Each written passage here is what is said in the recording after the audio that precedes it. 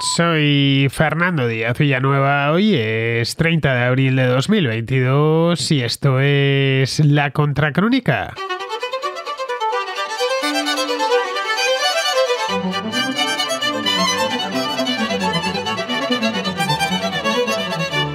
Bienvenidos al Contraplano, el espacio especial de cine que tenemos en La Contracrónica 2 veces al mes. Ya sabéis, a semanas alternas con la contraportada, que algunos me preguntáis y me decís cuándo va a salir cada uno. Pues es muy fácil. Un sábado la contraportada y el sábado siguiente el contraplano. Y así pues durante todo el año, menos los sábados, que son pocos por cierto, en los que no puedo hacer ninguno de los dos porque no estoy en el estudio y por lo tanto no puedo grabarlo. De hecho, los últimos 2 o 3 años, desde que empezó la pandemia especialmente, he pasado muy poquito tiempo, pero poquísimo fuera del estudio, muy a mi pesar. Bien, pues si queréis participar en este espacio concretamente en el Contraplano, lo que tenéis que enviar es vuestras críticas de cine, de series de televisión se entiende, documentales también, videojuegos incluso, anuncios de televisión, todo lo que sea en imágenes, ¿no? Una imagen de 24 fotogramas por segundo, bueno, aceptamos también a 25 que sea de la televisión, incluso a 30 fotogramas por segundo, que es lo que se lleva en Estados Unidos. Pero bueno, todo lo que esté en movimiento nos vale y que cuente una historia, aunque sea una historia mala, es posible traer, y de hecho os invito a que traigáis películas malas o series malas, y así ya de paso nos prevenís de la cantidad de basurilla que se va estrenando continuamente en los cines y sobre todo en la televisión, que ya sabéis que tenemos muchas plataformas, muchísimas, cada vez hay más, con un montón de producción audiovisual, pero eso no significa que sea toda buena, al contrario, hay mucha parte que está muy bien, pero otra parte pues la verdad es que deja mucho que desear, mucha tensión competitiva, como se hablaba en aquella contracrónica que hice hace unos meses sobre los problemas que arrastraban las plataformas como Netflix o HBO o Amazon Video, que compiten tanto por los suscriptores que al final pues terminan entregando algunas series y algunas películas que dejan mucho que desear. Bien, esas también tienen cabida en el Contraplano, por supuesto. Si queréis enviar vuestras recomendaciones, tenéis que hacerlo a un número de WhatsApp que os doy ahora mismo. El número 690-827909. Las recomendaciones cinematográficas tienen que durar o deberían durar entre 3 minutos, 4, 2 aproximadamente. Uno me parece poco, ya os lo digo, os lo he dicho muchas veces, porque en un minuto a mí, la verdad, recomendar una película me sería completamente imposible, más allá de dar el título, el año de producción, el director y a lo sumo 3 o 4 actores del reparto y ya me habría comido el minuto. Así que lo ideal serían eso, 3 minutos, 3-4 minutos es perfecto. Tiene eso sí que escucharse bien, así que por favor que alrededor vuestro no haya mucho ruido de fondo, ya sabéis, excavadoras, camiones, ambulancias, ruido de la calle en general. Bien, pues dicho esto, pasamos ya al contraplano.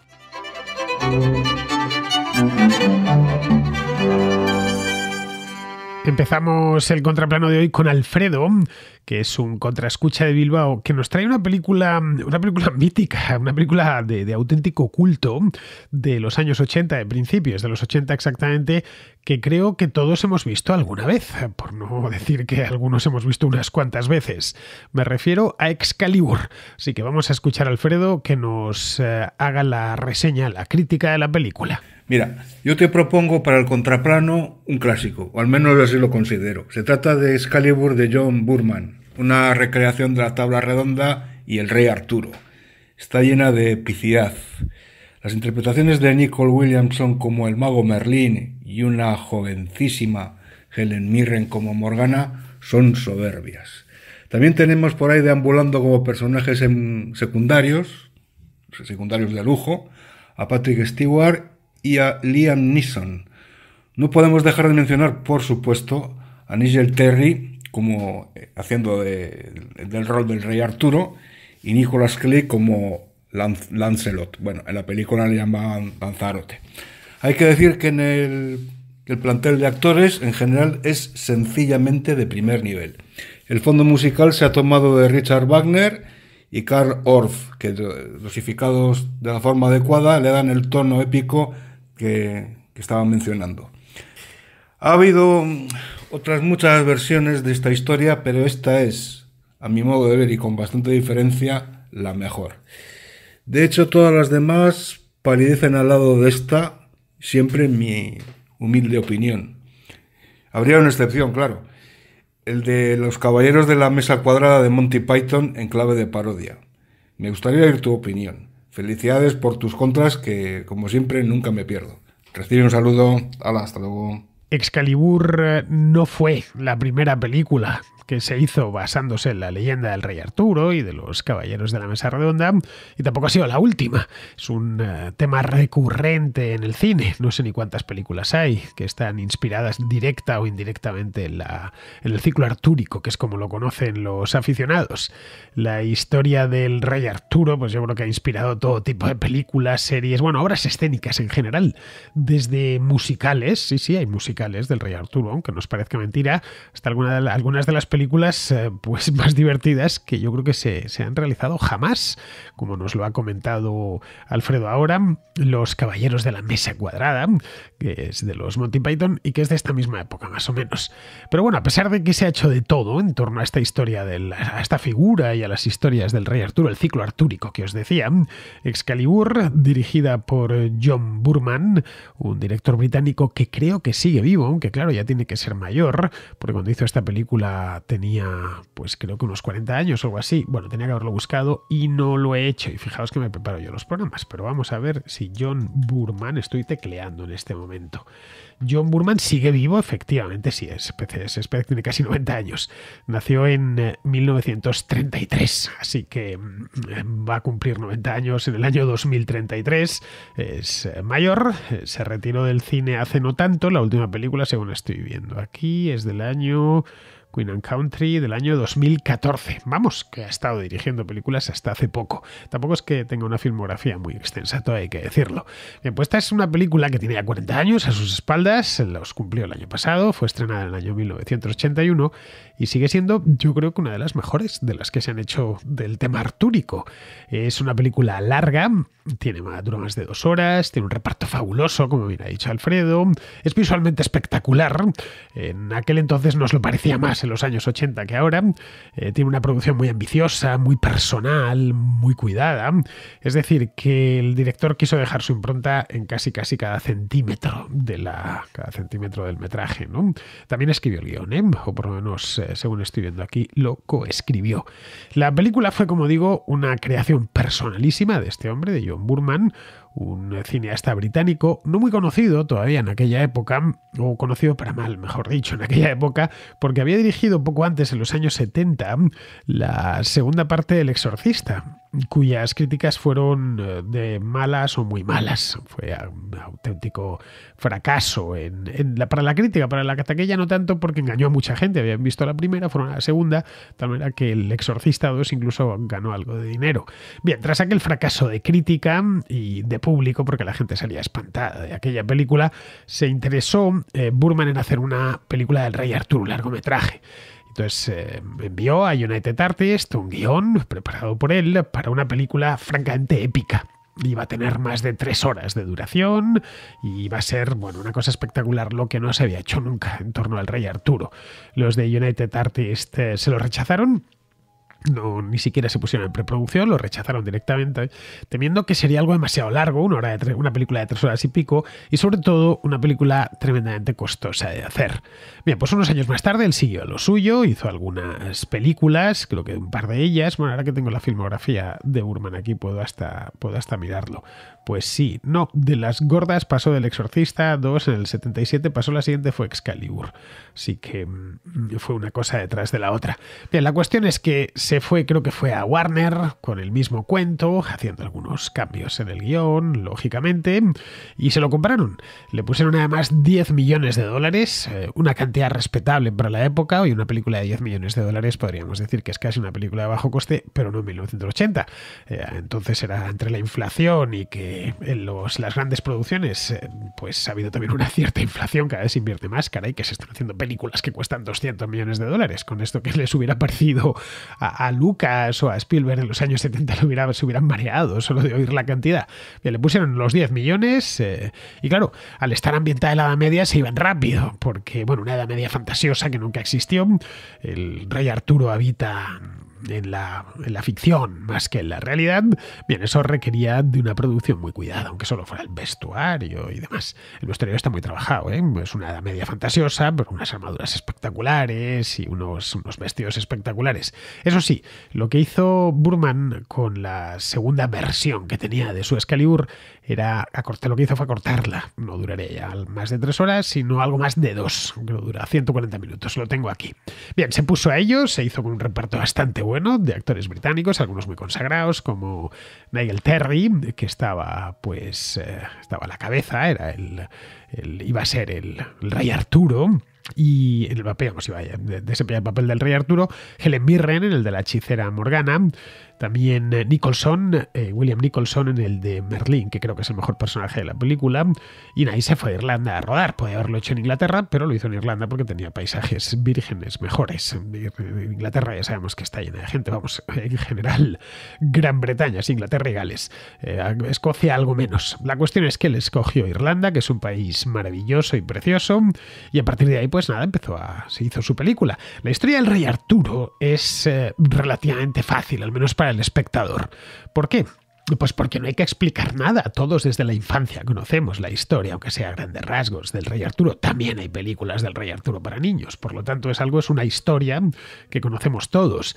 Esto tiene ventajas para un cineasta. Todos conocemos lo esencial y no hay que andar poniendo nada en contexto. Conocemos los personajes, ni presentando a esos personajes. Simplemente Burman lo sabía y se metió de lleno en la acción. De hecho, la película no se llama El Rey Arturo, ni Los Caballeros de la Mesa Redonda o Cuadrada, como los Monty Python. No, se llama Excalibur, que era la espada del Rey Arturo. Bien, se puso con esto, se puso a hacer su película, iba a ser una película que él estaba convencido de que iba a pasar a la historia. Y la verdad es que ha pasado la historia. Se metió de lleno en la acción. Burman tiene muchas virtudes como cineasta, pero la cohesión narrativa no siempre ha sido una de ellas, todo hay que decirlo.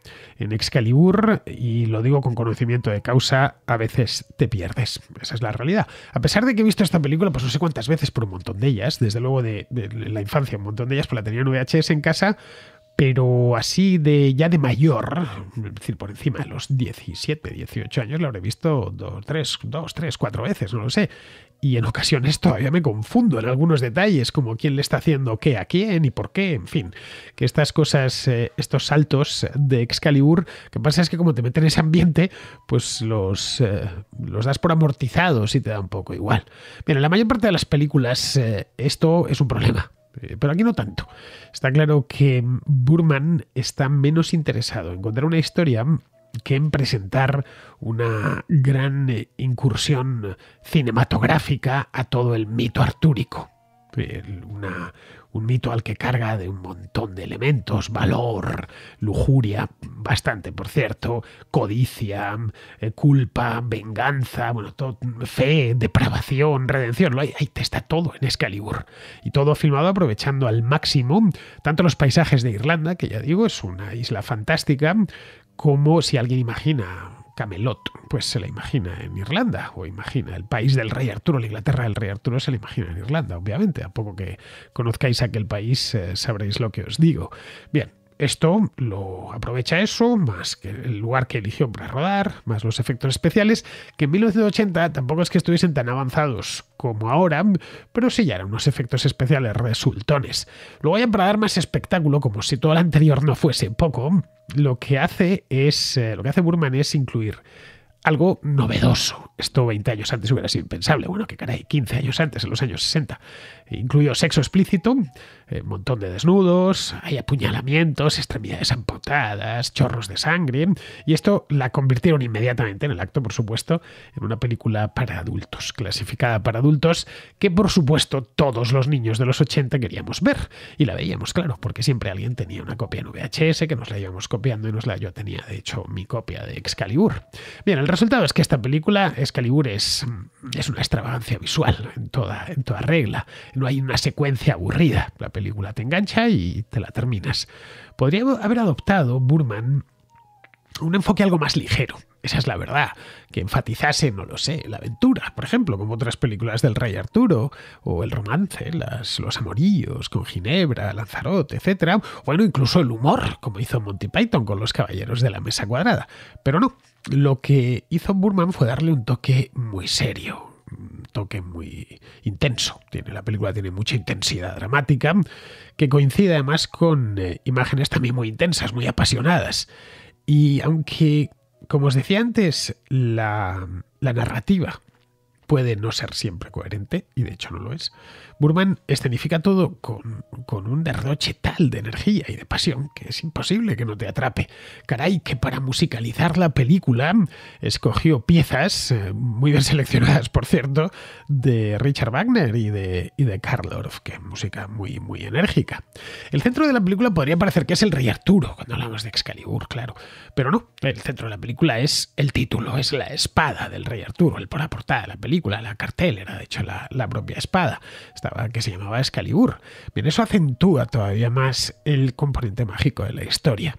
Es por ello que los principales papeles de Excalibur no son tanto los de Arturo, o la reina Ginebra, o Lanzarote, como los de los magos, es decir, Merlín y Morgana. A ver, Arturo y Ginebra están, evidentemente, no podía ser de otra manera. De hecho, el protagonista en principio es el Rey Arturo, claro, ¿no? Es su espada. También está Lanzarote, bueno, ya sabéis, estos tres, ¿no? Lanzarote, Ginebra y Arturo, formando el consabido triángulo amoroso que tanto han explotado otros directores de cine. Pero en esta película son, bueno, Nicole Williamson, que es el que interpreta a Merlín, y Helen Mirren, que es la que interpreta a Morgana, quienes dan el do de pecho. Al final toda la película termina orbitando en torno a ellos. Williamson interpreta a Merlín y es el personaje completo, central, por lo menos a mí me lo parece, ya digo, de la narración, junto con esta mujer, con Morgana, Helen Mirren, una actriz extraordinaria, británica. En aquel entonces, claro, los que tengáis la imagen de Helen Mirren más reciente, pues veréis una señora estupenda ya de cierta edad, pero en aquel entonces era una mujer joven y guapísima, por cierto. Bien, esto, Morgana representa la maldad absoluta, pero eso sí, maldad absoluta con altísimos niveles de erotismo. Hoy no creo que se hiciese una película fantástica con todos esos ingredientes que tiene el Excalibur de Burman, y mucho menos para una película fantástica para adultos. Ya directamente sería impensable. Las grandes producciones de Hollywood están, como bien sabemos, muy infantilizadas, muy dirigidas al público infantil, que es el único casi que va a los cines hoy en día, cuando no tomadas al asalto por la corrección política. Excalibur, tal y como la concebió John Burman hace 40 años, hoy sería poco menos que imposible. La película, por cierto, tuvo muchísimo éxito de taquilla, es decir, ahí United Artists se equivocó, pensó que no iba a funcionar y por eso no le dio el plácet a la primera versión. Dejó muchísimo dinero, tanto a la productora como al propio director, y se ha terminado convirtiendo Excalibur en una película de culto. No sé si estará en alguna plataforma, no tengo ni idea. Podéis echar un vistazo, pero vamos, lo que sí sigue estando, porque ya digo, es una película de culto y a la gente de las películas de culto pues les gusta verlas, lo sigue estando en DVD. Os dejo en español, además os dejo, DVD, y según estoy viendo aquí, en Blu-ray también la tienen. Bien, os voy a dejar el enlace en la descripción del programa, como hago siempre.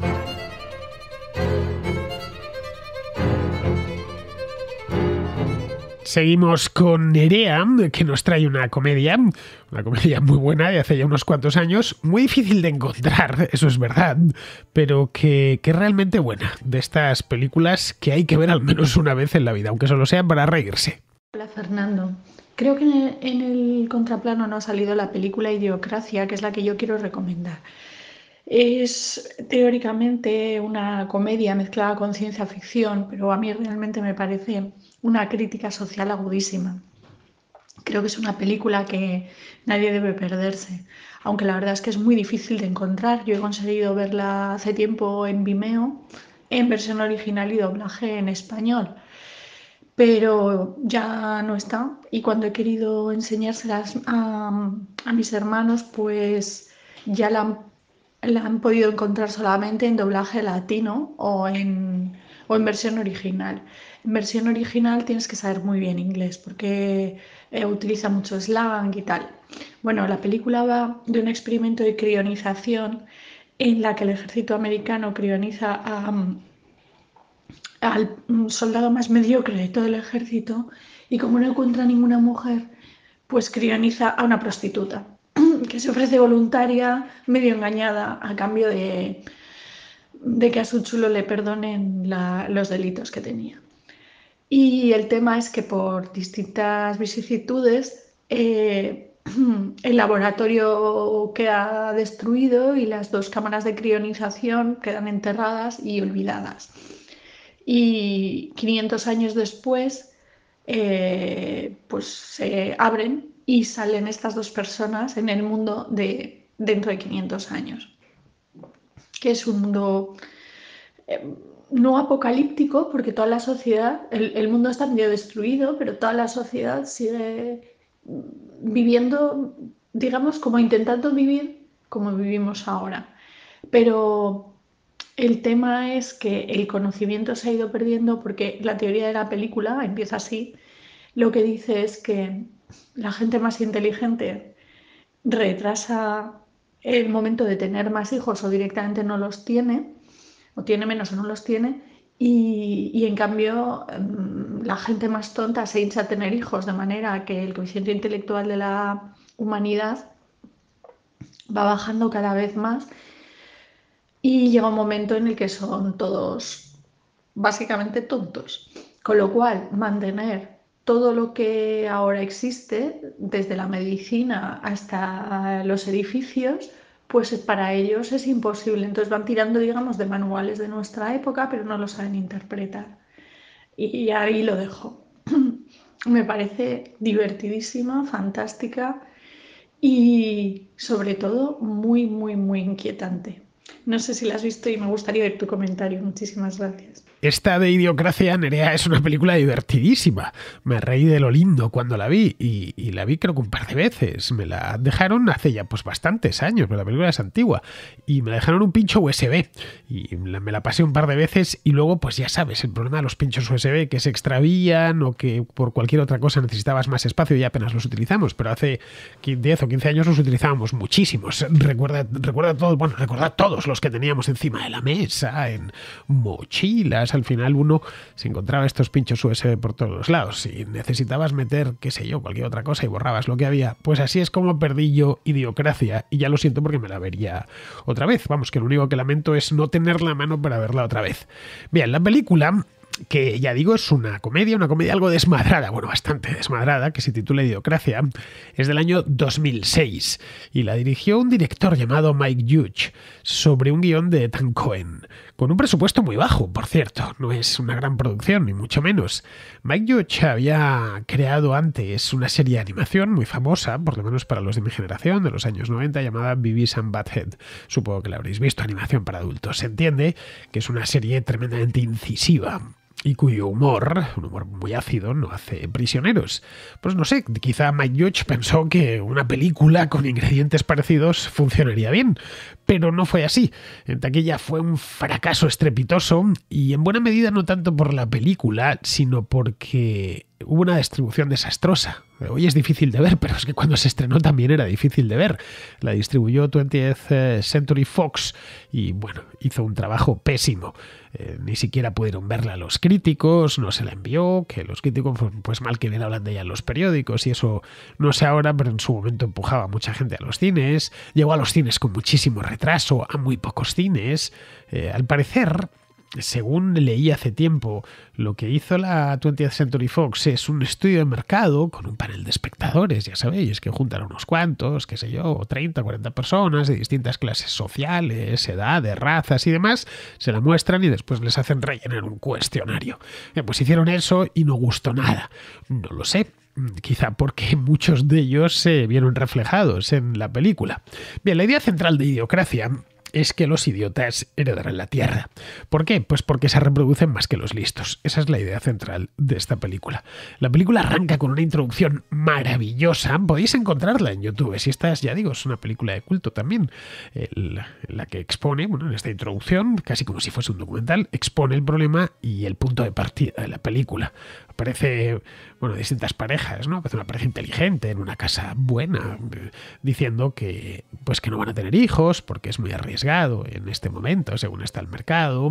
Aparece otra pareja también que se la ve inteligente y con dinero, que pues que no pueden porque al parecer el hombre pues es estéril, y a renglón seguido aparecen parejas chillándose, parejas, lo que llaman en Estados Unidos trailer trash o basura blanca, es decir, parejas de clase baja, y ahora aparecen chillándose porque ella ha vuelto a quedarse embarazada, el otro le dice que no tomaba la píldora, en fin, ¿no? Pues la tomaba la vecina, la otra se enfada y le tira no sé qué, en fin, una escena como muy costumbrista en la que los estadounidenses se recrean bastante a menudo. Bien, la introducción esta está narrada, ya digo, como si fuese, bueno, pues algo así como un documental, señalando que la evolución no recompensa necesariamente a la inteligencia. Y que a partir de principios del siglo XXI, es una película, ya digo, estrenada en 2006, pues se habría hecho el año anterior, en 2005, que a partir del siglo XXI, sin depredadores naturales que eliminen a los menos aptos, a los más tontos, a los menos fuertes, etc., la selección natural empezó a favorecer a los que más se reproducen. Pero ya digo, no es un documental, es una película. Bueno, a pesar de que suele decirse de ella, de Idiocracia, que es una película que en origen era una comedia, pero que se terminó convirtiendo en un documental. Bien, pero es una película, no es un documental, insisto. Lo digo porque es que hay gente que me ha venido y me ha dicho, ¿has visto el documental Idiocracia? No he podido ver el documental Idiocracia porque no es un documental, es una película. Bien, la historia sigue un tipo que se llama Joe, un militar, en el año 2005, que bueno, que en el ejército de los Estados Unidos pues es uno más, que no tiene nada de especial. Entonces en el año 2005 el ejército de Estados Unidos selecciona para participar en un experimento a un tipo con idea de testar la hibernación criogénica.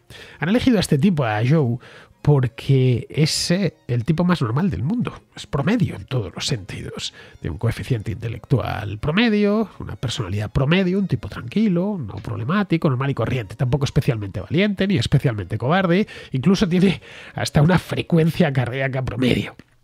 Así que nada, le mete dentro de una máquina con la intención de una máquina criogenizadora, con la intención de que despierte un año más tarde para probar si realmente el sistema este de criogenización funciona. Lo que quieren hacer los militares es criogenizar a buenos soldados para utilizarlos en guerras del futuro.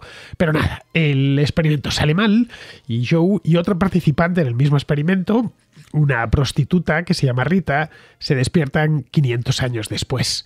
Están en el año 2505, y se encuentran con una sorpresa completamente inesperada, y es que Joe y Rita son las personas más inteligentes del mundo, porque el coeficiente intelectual ha ido bajando en los 500 años que van desde que les metieron en esa máquina criogenizadora hasta que se despiertan.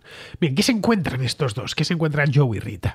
Pues se encuentran un planeta completamente devastado. Está lleno de basura, apilada en montañas altísimas que tienen, qué sé yo, de centenares de metros de alto. La publicidad es ubicua, es una publicidad además de muy mal gusto, hecha para idiotas y escrita con faltas de ortografía. Vamos, es una distopía muy graciosa en la que nadie, y cuidado que se han hecho películas distópicas de no sé si en el año 2500, pero vamos, para un futuro lejano, ¿no? El que la humanidad está mal, está sometida a dictaduras, a tal. No. Aquí en esta distopía el mundo sigue funcionando, sigue existiendo, pero no hay malvados. O por lo menos malvados dignos de tal nombre. Solo hay tontos. Y un paisaje de vulgaridad extrema que uno piensa, realmente, si este es el futuro, casi mejor no vivirlo, ¿no? Franquicias de comida rápida por todas partes, la gente devora tarros de mantequilla mientras ven la tele todo el día, o incluso la película que ese año se ha llevado el Oscar, que no es una película, es un plano secuencia de un trasero. El presidente de Estados Unidos, por ejemplo, es un antiguo campeón de lucha libre, un tipo tremendamente vulgar. La fiscal general del Estado es una actriz porno. El Congreso, bueno, la escena del Congreso es maravillosa. Es una especie de discoteca como con concierto, una cosa muy extraña, en la que se lían a tiros y cantan. Vamos, todo muy desmadrado. Es imposible no reírse, sin parar, porque los diálogos además están muy bien hechos. Bien, como os decía, todos los humanos del siglo XXVI son idiotas, todos. Están todos gordos y no hacen más que cagarla. Hablan además en base a gemidos y gruñidos y un dialecto ininteligible. En inglés es directamente imposible verla. Os lo digo ya, porque cuesta muchísimo entenderla. Aunque se entienda el idioma inglés, más o menos, de manera general, operativa, pero está buscado precisamente este dialecto. En español lo que se hizo es doblarla con un castellano barrio bajero bastante gracioso, por cierto. Las películas, como siempre os digo, hay que verlas dobladas, pero es que esta más que ninguna. Bien, pues una crítica tan mordaz a los estadounidenses de clase media-baja, que no es más que eso, y la omnipresencia de la publicidad en Estados Unidos, no sé, quizá eso mismo fue la razón por la que la 20th Century Fox, la distribuidora, se acobardó y decidió enterrarla. Estrenó, ya os digo, Idiocracia en pocos cines. Bueno, ni siquiera hizo un tráiler, con eso os digo todo. La película a partir de ahí ya se convirtió en un artículo de culto cinematográfico y fue circulando en aquel entonces, pues estoy hablando de los años posteriores, en aquellas redes de compartir archivos como el Emule, no sé, el BitTorrent, os acordaréis, y los pinchos USB, que así es porque me la dejaron, así es como la vi yo, alguien se la habría descargado y me la pasó. Bien, no es fácil de encontrar a día de hoy, según he visto en Amazon Video, la tienen de alquiler, en Amazon Prime, este servicio de alquiler que tiene la plataforma, pero no hay DVD en español. Eso sí, todavía lo siguen vendiendo en versión original. Bien, pues vamos ahora con Jorge, que es un contraescucha de Perú, que nos trae una película de animación sobre Juan Sebastián Elcano. Felicitaciones por tus programas. Quería traer al contraplano la película de animación española Elcano y Magallanes, la primera vuelta al mundo, de Ángel Alonso, estrenada en 2019. La película tiene buen ritmo y es atractiva tanto para niños como para adultos. Recrea muy bien la travesía narrada en off por el personaje Antonio Pigafetta, cronista italiano de la expedición. En general es fiel a la historia, salvo una licencia luego del motín del puerto de San Julián, en el que dejan abandonado en la película a Juan de Cartagena en una barca, el mismo que aparece fundido como capitán y clérigo al mismo tiempo. Salvo esa incorrección o abuso de presentar reiteradamente al clérigo como el malo de la película, todo lo demás es real. Incluso la suave recreación de la muerte de Magallanes en Filipinas, una excelente película en honor de una de las expediciones más increíbles que mezcla buena animación e historia. Yo particularmente la vi con mis hijas mis hijas pequeñas y les encantó. Y creo que es una buena forma de acercar, de familiarizar a los niños con la historia. Espero que sea de tu agrado y de tus oyentes. Muchos saludos. Vi esta película por la televisión el año pasado, o el año pasado o el anterior, no me acuerdo. No sé si fue 2021 o 2020. Pero vamos, me entretuvo mucho, la vi en televisión española. Se titula Elcano y Magallanes, la primera vuelta al mundo. Es una película de animación para niños que, como dice el título, pues cuenta el viaje de Fernando de Magallanes y Juan Sebastián Elcano, que culminó hace 500 años con la primera vuelta al mundo. Se estrenó hace 3 años, en 2019. Coincidiendo con el 5º centenario del comienzo del viaje. Es completamente española, tanto en la dirección como en la producción, y está muy bien hecha, la verdad.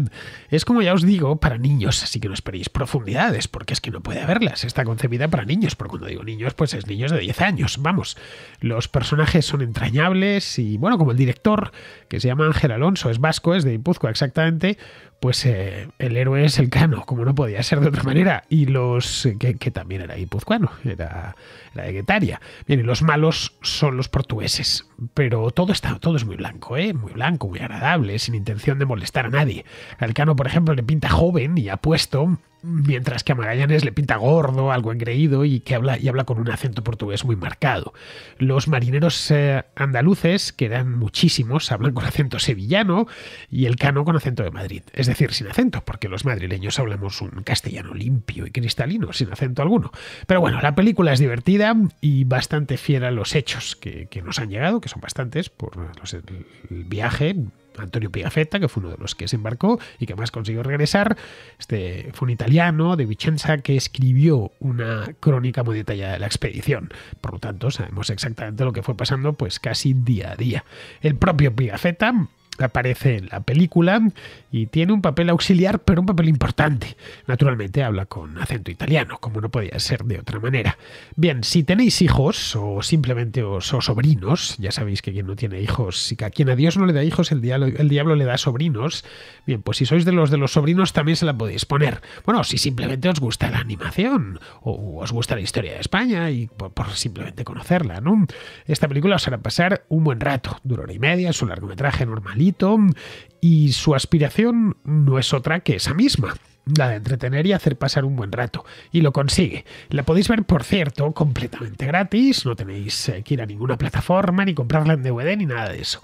La tenéis, ya digo, completamente gratis, al menos en España, porque esto va en función de estas mismas cosas que sirven en televisión española en rtve.es, es decir, RTV Play, que es como se llama ahora este servicio. Se ven bien dentro del territorio español, pero uno se va a Inglaterra y ya no lo puede ver por problemas de derechos. Bien, si estáis en España que es donde estoy yo ahora, es completamente gratis. Está en la web de televisión española. Bien, os dejo el enlace de la película, porque además pone aquí que la tienen disponible hasta el 4 de enero del año 2030. Vamos, que tenéis 8 años para verla, pero sí, aquí está, contenido disponible en España. No sé si estáis fuera de España, si vais a poderla ver, si estáis en Perú, por ejemplo, como es el caso de quien nos la recomienda, de Jorge, o en México o en cualquier otro sitio. Pues si estáis en España podréis verla gratis et amore hasta el día 4 de enero de 2030.